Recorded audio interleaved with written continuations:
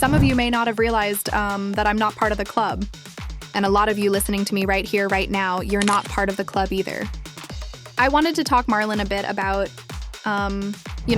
just so proud of how you are being a role model for dealing with a child that's transgender. Yes, sir. And that's, that warms my heart, particularly as a Black man. Distinguished guests and men and women of the finest military in the world. And most of all, Admiral Mullen, Deborah, Michael and I. Y'all, so Ice Cube is the latest person to call out the Obamas publicly. And fans are convinced that he's hinting at those wild rumors that Michelle Obama has been hiding something major for years now. We all remember that shady little moment with Joan Rivers before she passed, right? Do you think that the country will see the United States will see the first gay president or the first woman president? Have it with Obama, so let's just calm down. Got it. Michelle is a trans. I'm sorry. She's a what? A transgender? We all know. Oh my gosh. That comment had people's jaws on the floor. And ever since then, folks have been whispering, speculating, and connecting the dots. Now let me be clear. This is all just speculation, but it's definitely making waves. So I'm just here to report what people are saying on these internet streets. So let's break down why Ice Cube decided to distance himself from the Obamas, what it could mean about Michelle's so-called truth, and why the Obama legacy might not be as squeaky clean as they told us. If I'm in therapy right now because I'm transitioning, I'm 60 years old. I finished a really hard thing in my life with my family intact. I'm an empty nester. My girls are in, they've been launched. And now, for the first time, as I've said before, every choice that I'm making is completely mine. All right, first things first. Let's talk Ice Cube. Cube has never been scared to speak his mind. But lately, he's been on a whole new wave. He's been calling out politicians left and right, saying they're all liars, saying the system is fake, saying people are just playing roles. And if you've been paying attention to his interviews, it's starting to sound like he's done with the whole Democrat versus Republican game. Remember back in 2020 when Cube launched the Contract with Black America initiative? He was trying to hold both parties accountable, but the media tried to spin it like he was cozying up to Trump. But Cube made it clear he doesn't trust any of them.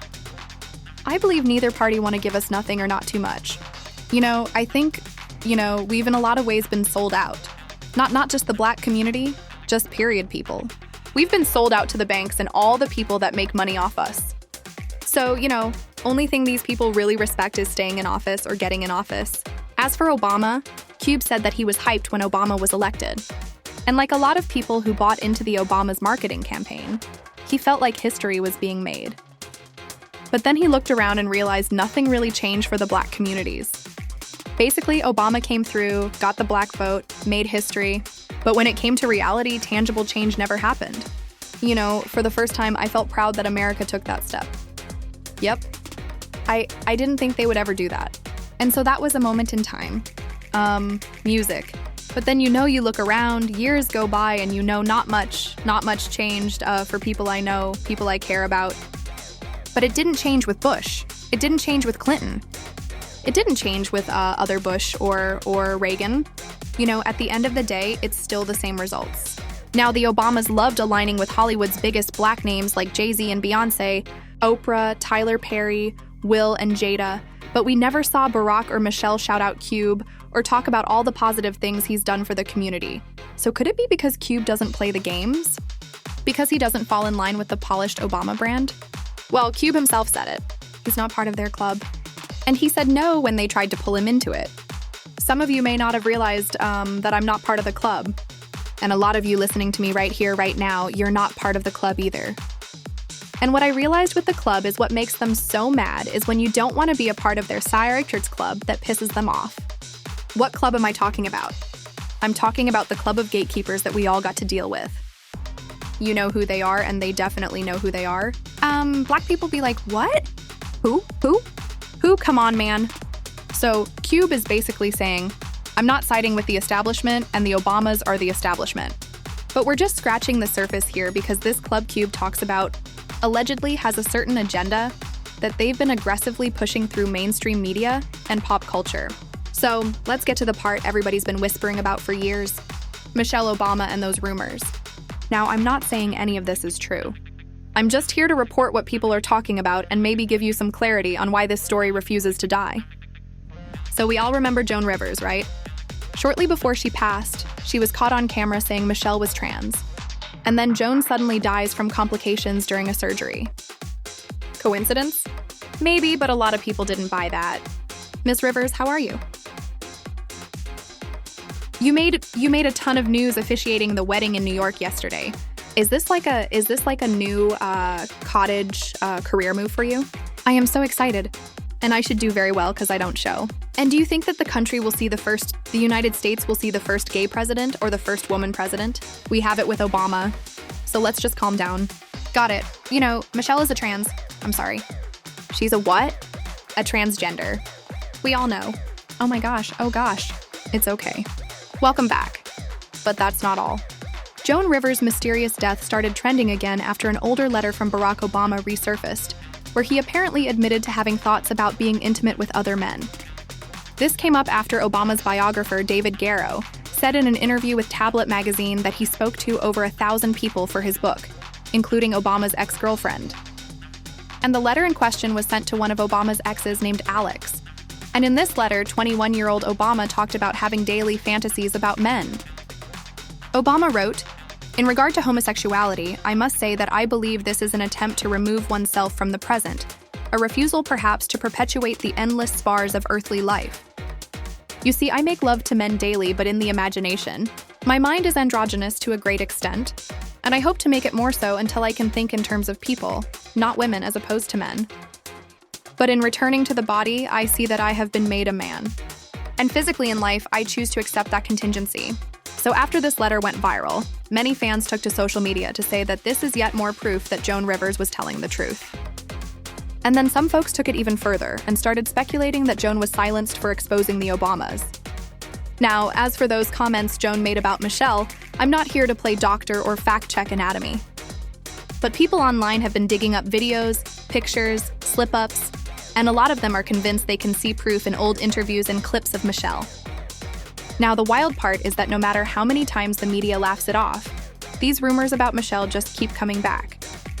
And that's because people feel like the Obamas have a lot of skeletons in their closet. Let's start with the obvious stuff. Wall Street. The Obamas were supposed to be our people, right? But they got serious ties to big banks, big corporations, and private equity. The same folks who are crushing working-class communities nationwide. Obama made sure the bankers got their bonuses while he kicked 5 1 million families out of their homes. Not people. 5 1 million families, and then you find out that he got more money from Wall Street than John McCain did, and you find out that, really, yes, and that there was an email from Wall Street from Croup to the Barack Obama campaign. With a list of people they wanted in his cabinet, every person on that list ended up in his cabinet. And the reason I know that because that got released by WikiLeaks, and that's why they've been trying to kill Julian Assange ever since. And so they all are working. He wasn't a departure from George W. Bush, Barack Obama, just his skin color. He took us from 2 wars to 7. He gave us a right-wing healthcare plan, which came out of the Heritage Foundation, which is the same people I gave you, Project 2025. And, he gave us Mitt Romney's healthcare plan. So, and he deported all those. He dropped more bombs than George Bush, and nobody noticed. And let's not forget about education and jobs. A lot of the policies under the Obama administration benefited middle-class or upper-middle-class communities, but not the folks struggling the most in inner cities. People felt left behind. And if you combine that with the Obama's Hollywood-friendly image, it starts looking like were the Obamas really working for us? Or were they just the face we were supposed to trust while the system stayed the same? And that's the kind of question that connects back to those rumors about Michelle, about hidden truths, about image control, about what really goes on behind the White House doors. Also, when you start looking at the Obama's inner circle, some of the stories get weird. Remember Tafari Campbell, the Obama family chef who somehow drowned in shallow water despite being an experienced swimmer? Well, some folks think he might have known too much. Maybe about Michelle, maybe about the Obama's family secrets. He has exclusively been their chef for that many years and has traveled extensively all over the world with them. This is the gentleman who fell off the paddleboard in the pond at their Martha's Vineyard estate. And I say estate, it's enormous. If you have not seen it, look it up. And he died. He sank to the bottom of a pond like a lead balloon and never resurfaced, which seems pretty suspicious. Maybe about things we'll never see on the news. And it's not just Ari. There are other figures connected to the Obamas who suddenly disappear from public life or just fade into the background quietly. Staffers, friends, low-key associates, and other folks who were in positions to see the inner workings of the family. And I know what you're thinking. People leave jobs all the time, sure. But when you stack it next to all the rumors and allegations, it starts to feel like it's more than a coincidence. Now, here's where it loops back to Michelle. If she's hiding something huge about her identity, then it makes sense that anyone close enough to know the truth might be pushed out of the spotlight or silenced. Now, I'm not saying foul play 100% happened, but when you mix celebrity, politics, and secrecy, there's always smoke. And where there's smoke, the internet sees fire. And with Ice Cube distancing himself from the Obamas, talking about the system, talking about the club and the gatekeepers, you have to ask yourself, did Cube notice this pattern too? Cube has always been that guy who speaks his mind. From his NWA days to acting to his contract with Black America, he's never been about playing nice with the system or being politically correct.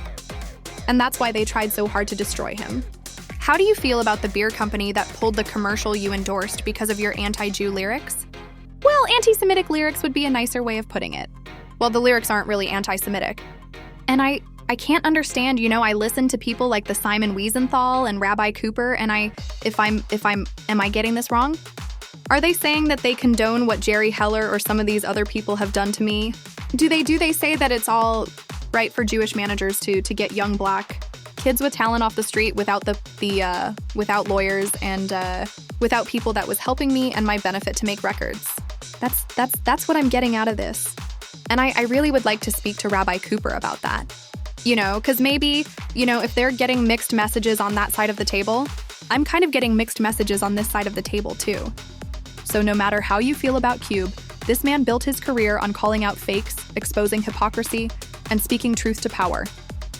So when he pulls away from the Obamas, it's not random. And we also have to zoom all the way out because this isn't just about Cube, Michelle, or even the Obamas. See, some people think the Obamas weren't just elected to office. They were positioned, handpicked, and trained, made to look like the perfect Black family while keeping the larger system intact. And that's where folks start talking about the so-called puppet masters behind the scenes. And that's why those rumors about Michelle keep resurfacing. Because no matter how polished the image, there are layers people just can't ignore. But let me know what you think. How much of the Obamas' image is real? And how much is carefully scripted? And do you think those rumors about Michelle are just a baseless conspiracy? Drop your comments below and don't miss out on this next video.